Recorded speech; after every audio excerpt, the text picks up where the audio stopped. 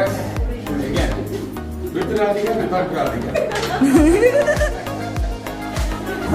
മൊത്തം ഇന്ത്യയിലെ എല്ലാ ട്രാൻസ് കമ്മ്യൂണിറ്റിയുടെയും പൂർണ്ണ പിന്തുണ സുരേഷ് സാറിനോടൊപ്പം.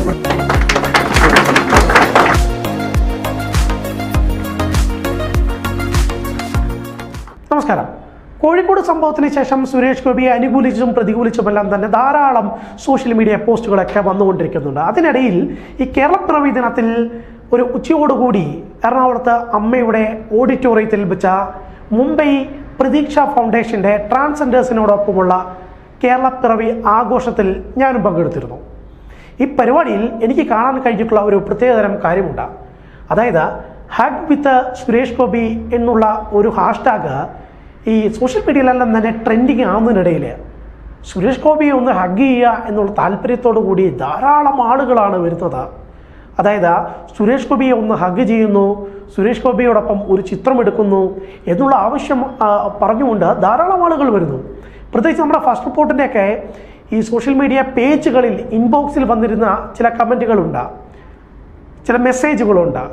അതിൽ വളരെ പ്രധാനപ്പെട്ട ഒരു മെസ്സേജ് ഇങ്ങനെയാണ്: സുരേഷ് ഗോപിയെ ഒന്ന് കാണണം, ഒന്നും അദ്ദേഹത്തിനോട് ചോദിക്കാനല്ല, അദ്ദേഹത്തിനെ ഒന്ന് ഹഗ് ചെയ്യണം എന്നുള്ള ഒരു മെസ്സേജ് വന്നിട്ടുണ്ട്. അങ്ങനെ ധാരാളം സുരേഷ് ഗോപിയെ ഒന്ന് കണ്ടാൽ മതി, അദ്ദേഹത്തിനോട് ചികിത്സാ സഹായവും മറ്റൊന്നും ചോദിക്കാനല്ല, ഒന്ന് കണ്ടാൽ മതി എന്നൊക്കെ ആവശ്യപ്പെട്ടുകൊണ്ടാണ് നിരവധി കോളുകളും നിരവധി മെസ്സേജുകളും ഞങ്ങൾക്ക് വരുന്നത്. ഇതിനിടയിലാണ് ഈ സുരേഷ് ഗോപിയെ നേരിട്ട് കണ്ട ഘട്ടത്തിൽ അവിടെ ട്രാൻസ്ജെൻഡേഴ്സും ഒപ്പം മറ്റെല്ലാ വ്യക്തികളും, സുരേഷ് ഗോപിയെ കാണുന്ന എല്ലാ വ്യക്തികൾക്കും ഉള്ള പ്രധാനപ്പെട്ട ആവശ്യം എന്ന് പറയുന്നത് സുരേഷ് ഗോപിയെ ഒന്ന് കെട്ടിപ്പിടിക്കണം, സുരേഷ് ഗോപിയെ ഒന്ന് ഹഗ് ചെയ്യണം എന്നുള്ള ആവശ്യമാണ്. ചില ആളുകളെല്ലാം തന്നെ ഞാനവിടെ കണ്ടിട്ടുള്ള ഒരു കാര്യമാണ്, സുരേഷ് ഏട്ടാ ഞാനൊന്ന് കെട്ടിപ്പിടിച്ചോട്ടെ എന്ന് ചോദിച്ചുകൊണ്ട് ഓടി വന്ന് സുരേഷ് ഗോപി അവിടെ നിന്ന് ഒരു കൺസെൻറ്റ് കൊടുക്കുക അല്ലെങ്കിൽ അവിടെ നിന്ന് ഓക്കെ എന്ന് പറയുന്നതിന് മുമ്പാണ് വന്ന് കെട്ടിപ്പിടിക്കുന്നത്. പക്ഷേ സുരേഷ് ഗോപി അതിനെല്ലാം വളരെ ലാളിത്യത്തോടുകൂടി സ്നേഹത്തോടുകൂടി ആണ് അതിനെല്ലാം തന്നെ സ്വീകരിക്കുന്നത്.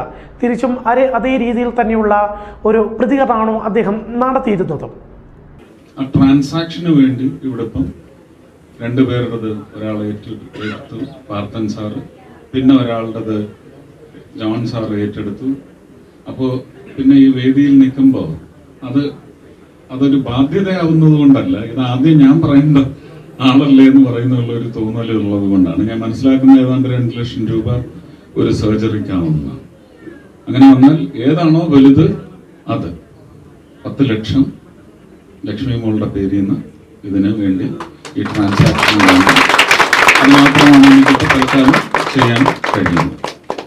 അതിൽ വളരെ പ്രധാനപ്പെട്ടതായി ഇന്ന് ഉണ്ടായിരുന്നത് ഈ ട്രാൻസ്ജെൻഡേഴ്സ് കോൺഗ്രസിൻ്റെ സംസ്ഥാന പ്രസിഡന്റ് അവിടെ വന്നു. അവർ ഇന്ന് ഈ പരിപാടിയിൽ സുരേഷ് ഗോപിക്ക് ഐക്യദാർഢ്യം പ്രഖ്യാപിച്ചു. അതോടൊപ്പം തന്നെ ഈ ഡെമോക്രാറ്റിക് ട്രാൻസ്ജെൻഡേഴ്സ് ഫെഡറേഷൻ എന്ന് പറയുന്ന സംഘടനയുണ്ട്. ഈ ട്രാൻസ്ജെൻഡേഴ്സുമായി ബന്ധപ്പെട്ട് CPM അനുകൂല സംഘടന, ആ സംഘടനയുടെയും സംസ്ഥാന നേതാക്കൾ ഉൾപ്പെടെ എത്തി സുരേഷ് ഗോപിക്ക് ഐക്യദാർഢ്യം പ്രഖ്യാപിച്ചുകൊണ്ട് സുരേഷ് ഗോപിയെ കെട്ടിക്കൊണ്ടിരുന്ന ഒരു കാഴ്ച കണ്ടത്.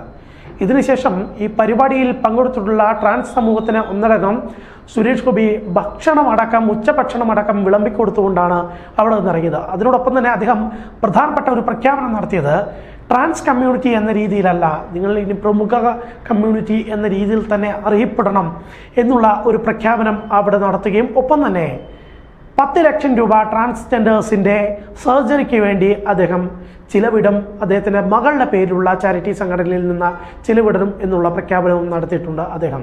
അതോടൊപ്പം തന്നെ ഈ ട്രാൻസ്ജെൻഡേഴ്സുമായി ബന്ധപ്പെട്ടുള്ള നിരവധി കാര്യങ്ങൾ അവിടെ പല ആളുകളും ട്രാൻസ്ജെൻഡേഴ്സിൻ്റെ വിവിധ കമ്മ്യൂണിറ്റി സംഘടനകളുമായി ബന്ധപ്പെട്ടുള്ള ആളുകളെല്ലാം തന്നെ അവിടെ ഉന്നയിച്ചിരുന്നു.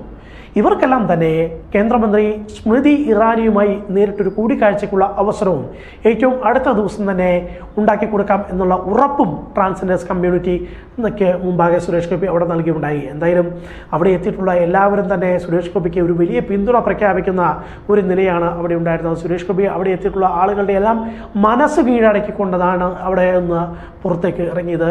കഴിഞ്ഞ കുറച്ച് ദിവസങ്ങൾക്ക് മുമ്പ് തൃശ്ശൂരിലും സമാനമായ ഒരു പരിപാടി പ്രതീക്ഷ ഫൗണ്ടേഷൻ ട്രാൻസ്ജെൻഡേഴ്സിനൊപ്പം സംഘടിപ്പിച്ചിരുന്നു. ആ പരിപാടിയിലും എത്തിയപ്പോൾ സുരേഷ് ഗോപി നിരവധി കാര്യങ്ങൾ അവിടെ ചെയ്തതിന് ശേഷമാണ് പോകുന്നത്. ഇതിന് ഇനി പ്രതീക്ഷ ഫൗണ്ടേഷൻ തിരുവനന്തപുരത്ത് ഒരു സമാനമായ രീതിയിലുള്ള പരിപാടി സംഘടിപ്പിക്കുന്നു. അവിടെയും ട്രാൻസ് സമൂഹത്തിന് ഒപ്പം സുരേഷ് ഗോപി ഉണ്ടാകും എന്നുള്ള പ്രഖ്യാപനവും അവിടെ നടത്തിയിട്ടുണ്ട്. എന്തായാലും സുരേഷ് ഗോപിയെ ഒന്ന് കെട്ടിപ്പിടിക്കാൻ വേണ്ടി ആളുകളുടെ വലിയ തിരക്ക് തന്നെ പൊതുപരിപാടിയിൽ ഉണ്ടാകുന്നു എന്നുള്ളതാണ് ഇപ്പോൾ കണ്ടുവരുന്ന ഒരു ട്രെൻഡ്.